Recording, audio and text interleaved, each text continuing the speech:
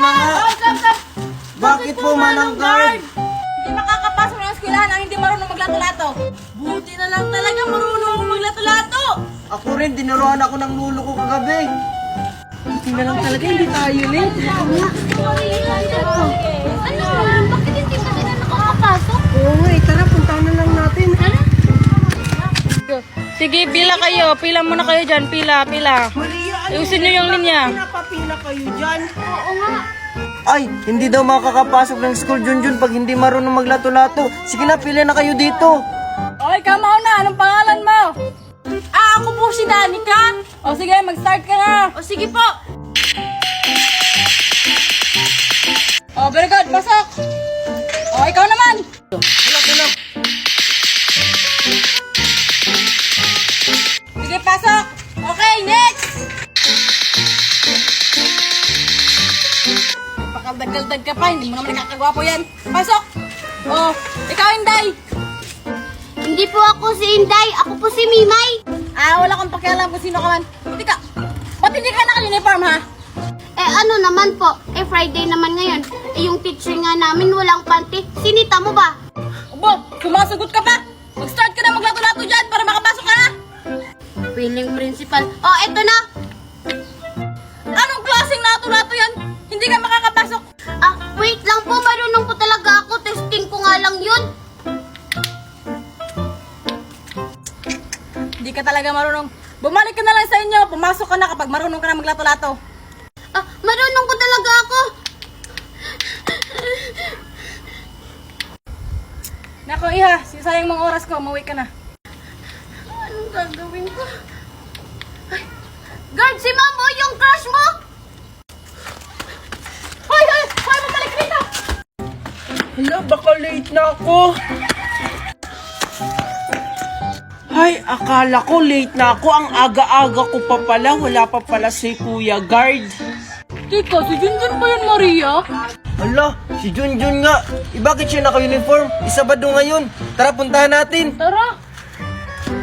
Nauna pa ako sa guard. Sigurado, ako na yung most punctual. Hoy, Junjun! Ba't ka pumasok? Ha? Hala, bakit hindi na naman kayo pumasok? Isusumbong ko kayo kay teacher. Nagpapatawa ka ba, Junjun? Ha? Bakit kayo tumatawa? Hindi naman nakakatawa. Paano kami hindi tatawa? Isabado ngayon? May pasok ba sa Sabado? Junjun! Ha? Hindi kaya ngayong Sabado, Friday pa lang ngayon. Anong Friday? Sabado kaya ngayon? Tignan mo, walang guard, tsaka wala din pumapasok ng mga estudyante. Kasi, Sabado. Junjun! Ang aga-aga. Asa may nagkagaling yung batang yun? Junjun! Mundat lang sa akin yung batang yung pagkakita ko. Kasi nga, ang aga ko pumasok, kaya ako palang yung estudyante dito. Ay nako, Junjun, nakaka-stress ka naman. Sabing Sabado nga. Junjun! Hala, yung mami ni Junjun, may dalang pamalo. Tara, takbo na tayo, baka madamay tayo. Nandyan ka palang bata ka! Mami? At bakit ka naka-uniform, ha? Akala ko kasi mami may pasok.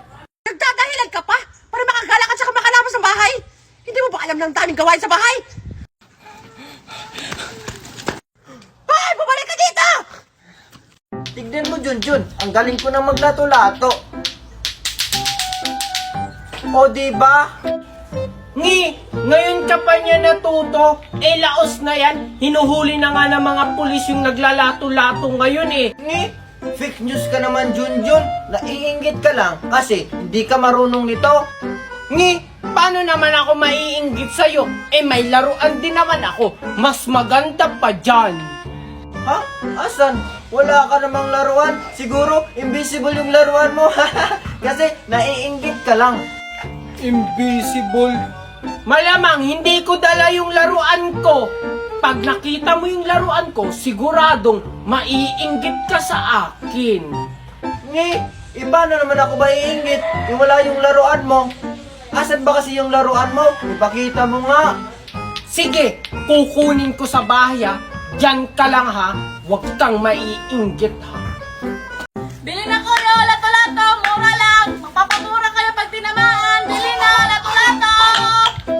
pera naman Bubbles yan. O sige, ito na. Thank you. Hala, Junjun, may nagbibenta ng lato-lato, di ba sikat yan? Oo nga, no? Kaso wala tayong perang pangbili. Kaya nga. Ay, may naisip ako. Ano yun? Kumausap sa tindera, tapos ako yung bahala sa pagkuha. Tapos kung may nakuha na ako, takbo na agad tayo. Ah, sige, sara na.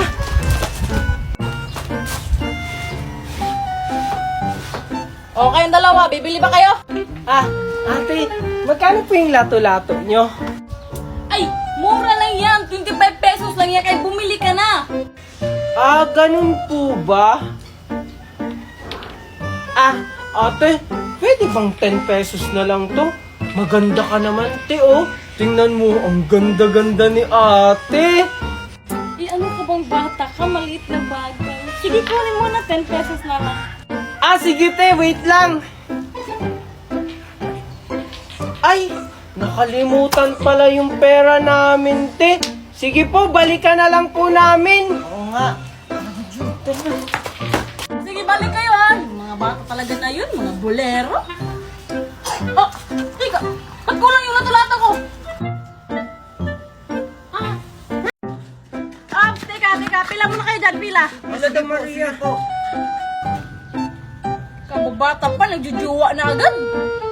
Hindi po kami magjowa, mag-best friend po kami. Magkasabay lang, magjowa agad. Wala akong pakialam. Buksan yung bag niya. Bilis! Upal talaga. Ito pa, oh. Sige, Junjun, pasok. Ikaw. Sige, pasok. Sige po, thank you po, Manang Guard. Tingnan ko lang kung hindi pa ako papapasukin ni Manong Guard. Ang galing ko na kaya maglato-lato. Tsaka naka-full uniform pa ako. La! Oh, Manong Guard, naka-full uniform na ako tsaka magaling na ako maglato-lato. Baka hindi mo na naman ako papapasukin. Pasaway ka talagang bulilit ka, no? Hindi mo ba alam yung bagong patakaran ko sa school? Ha? Ano na namang bagong patakaran na yan, Manong Guard? Ang dami niyo namang pauso. Aba, sumasagot ka pa. Gusto mo sumbong kita sa principal? E di isumbong mo, ninang ko naman yung principal dito. Tsaka kung makaasta ka, parang ikaw yung may-ari ng school na to. Aba, para talaga tong batang to. Tsaka, wala ka lang pakialam doon. Sinusunod ko lang yung patakaran ko sa school. Oh, bili na kayo, plastic balloon. Isang taon to, hindi pumuputok. Dali na, bili na kayo, bili na.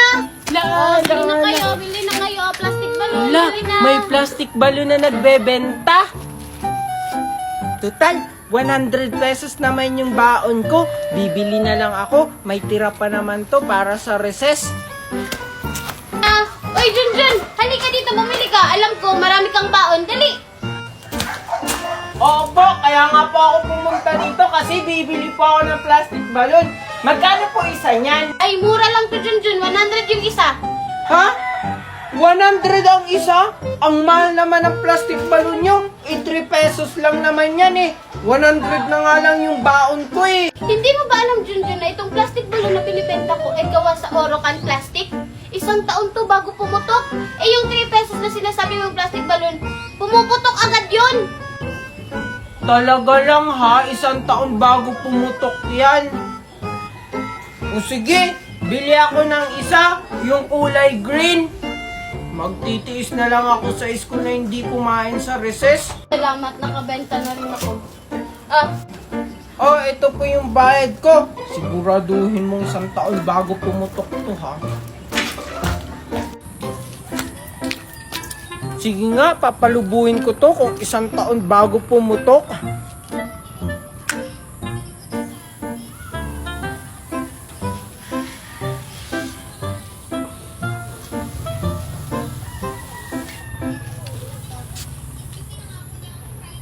Wow, ang laki!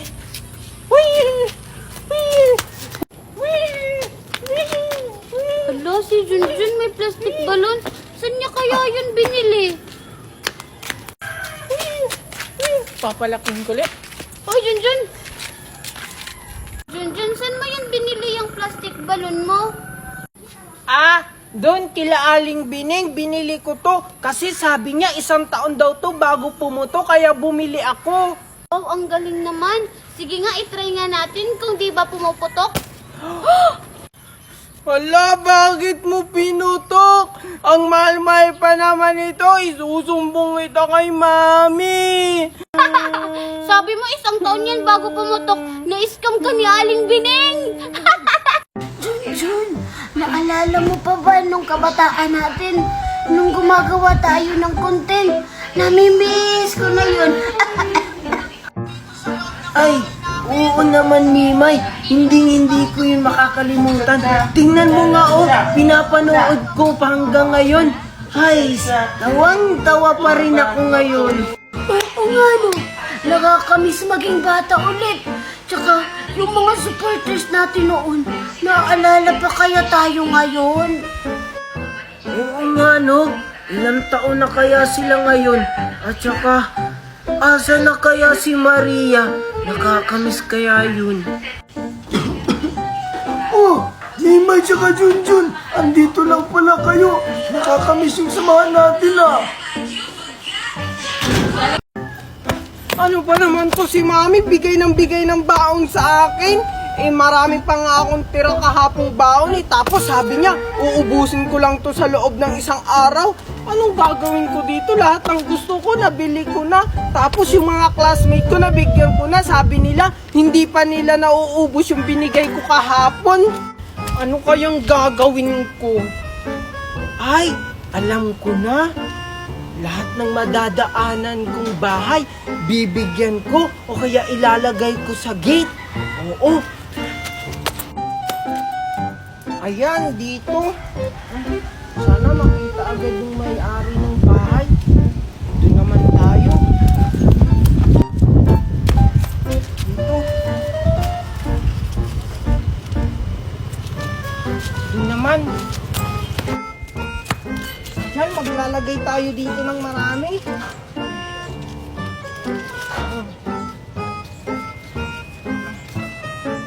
Mabilis makita.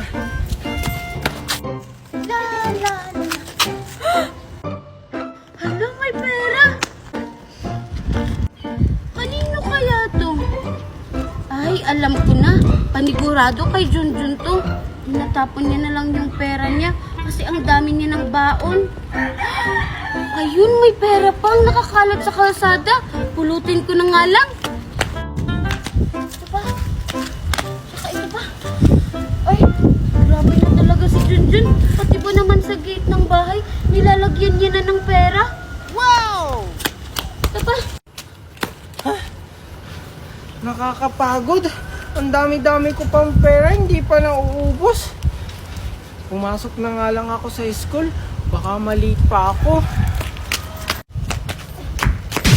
Ay! Ano ka ba naman, Junjun? Hindi ka naman tumitingin sa dinadaanan mo. Ayan, tuloy na tumba ko. Hindi ko naman sinasadya, Mimay. Eh bakit kasi namumulot ka pa ng perang tinatapon ko? Eh di ba binigyan na kita kahapon? Ibigay mo na lang yan sa iba. Ay, ubos na kasi, Junjun. Binili ko kasi kahapon ng maraming pagkain. Ay, grabe ka naman. Inubos mo agad yung 50k na binigay ko sa'yo. Oo, naubos ko agad yun. Aray, tingnan mo, Junjun. Nagasgas